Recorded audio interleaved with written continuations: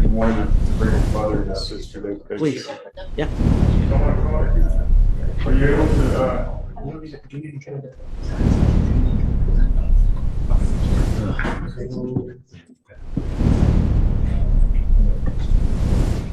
Raymond?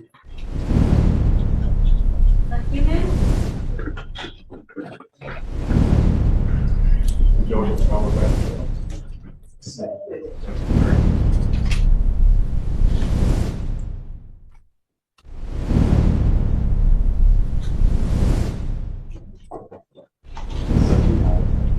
No, I don't know. Okay, that's fine.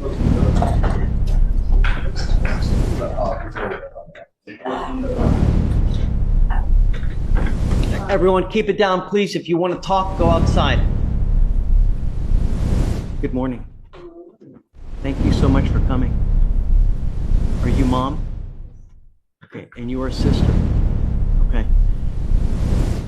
How much do you know about Mr. Stewart? As far as all the cases that we have and how many charges he's picked up and of all the issues that we have, how much do you know?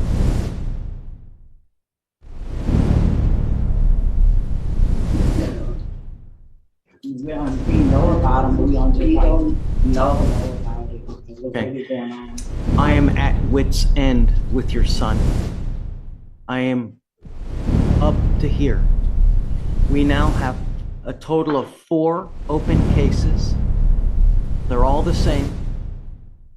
And the bond violations continue to happen over and over and over. And I have put him in jail at least, what, Mr. Mercer, what, at least 2 different occasions, right? 3?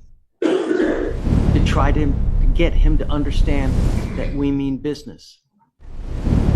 Someone keeps bonding him out, and he continues to do what he wants to do. This last time, I told him I don't want you to do certain things. I didn't want him out in the middle of the night. It's one of my main concerns. Nothing good happens at 2 in the morning, at 4 in the morning, at all. And in this last violation report, which I think number is now 6, he's out at 4 in the morning. He has asthma real bad. And bronchitis. And it's just, it's hot. They both came in my house because they couldn't breathe my air. I had a new generator and they blew out the air from the fan, and I have no. And it can't wait another 2 hours until 7 in the morning until what he can, you know? He can't breathe. And I had to give him the Ruderol through the machine and the steroid pump. He's been had this ever since he was a baby, and he cannot breathe. He wake up sometime, I didn't sleep sometime and came. The noise he makes wake you up like that because he can't breathe. How does he continue to pick up these cases, and how does he continue to violate these conditions being out though? And in one of at least one of the cases, he has an AR-15.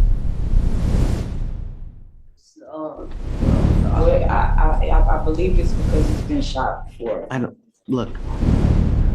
It needs to stop. If somehow you guys are telling him it's okay to be out at 4 in the morning, it's not. That was just the one time he came when the lights went out. But it's always one time. It's always this. It's always that. And it just continues to happen. And this is the 6th time.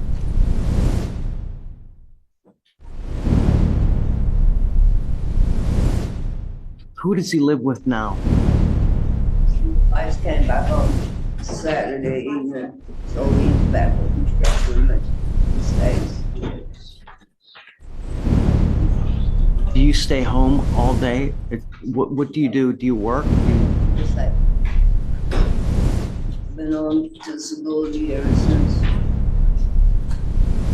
13, 16. I have the robber, the lion, Who else stays at the house? just me and him. And it affects my whole life. Why, Mr. Mercer, why did we do the exclusion in the first place from the house? I don't remember. It must have been just a standard boilerplate thing that I overlooked or that the state overlooked. I didn't sign on until later on. I subbed in for somebody else. It was just where the incident occurred. There was no victim in the case. There's no danger to anyone in particular. I think it's just where they found him with the weapon. So I don't know, honestly. I think at the last setting, the state indicated that they would not oppose taking that out. Do you have any reason why we put the restriction on that particular address? Judge, I think that was a court condition, if I remember correctly, and on the allegations and stuff, it looks like he kind of trapped himself into that house and caused this whole standoff. Because of the facts of the case, they didn't want to be around there, and so he got more information. But if it's his house, like I said, I'm not opposed to it. What is your address, ma'am? Well, I moved from over there to, The address is actually Her Curfew. address. So that address is your That's address. the address we came to, but it's not the address where it occurred at. But the address where it occurred at was like way down the way. I live in the front, so she came to the front. she's a friend of the lady whose house he was at, some friend, Where it happened. yes, and he ran into her. She was a friend of the family. You ran up to the lady that was a friend of the family house. I only have 3 things that I want. No weapons, no drugs, no alcohol. Actually, 4 things. Curfew, so he's not out in the middle of the night, and that he's a working man, so that he doesn't have too much time on his hands. That's the only thing I'm requiring from him. And I'm going to say this now, that it doesn't matter to me if he lives with you, if he lives with you, sister. My only concern is that he's not out in the middle of the night and doesn't have a weapon. Okay? I'm going to let him go with you guys, but I'm going to tell you now, if I have any future violations, I'm going to set each of his bonds at $50,000. So is he allowed to come to my address? I don't think it's an issue. My only thing is I don't want him out in the middle of the night. We will put a curfew of 9 p.m. to 6 a.m. If he's out past any of those times, I'm telling you, I'm going to make his bond really, really high.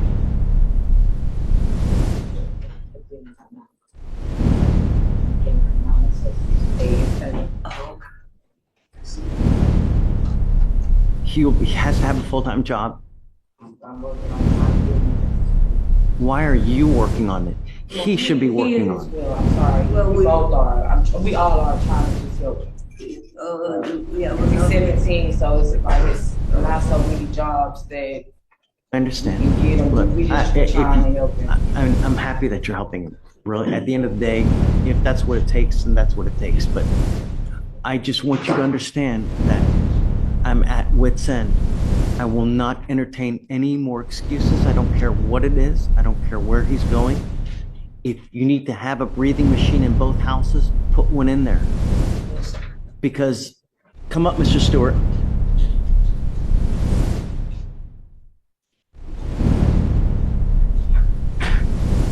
I'm going to take off the restriction that you can go to your sister's house. I mean, I don't care what house you're going to. Don't be out past curfew. I don't care if you leave your charger at your sister's house and you have to go out at 9:05 to go get it somewhere else. The next time, and I'm going to make a notation clearly here of everything because I'm not going to forget anything. The next time, I don't care what your excuse is. I'm going to make your bond $250,000. Yes, sir. Do you understand me? Yes, sir. At some point, they're going to stop paying to get you out because they're wasting their money every single time thousands of dollars to get you out, for you to violate, to go right back in. Yes, sir. Do you understand? Yes, sir. You're on notice now.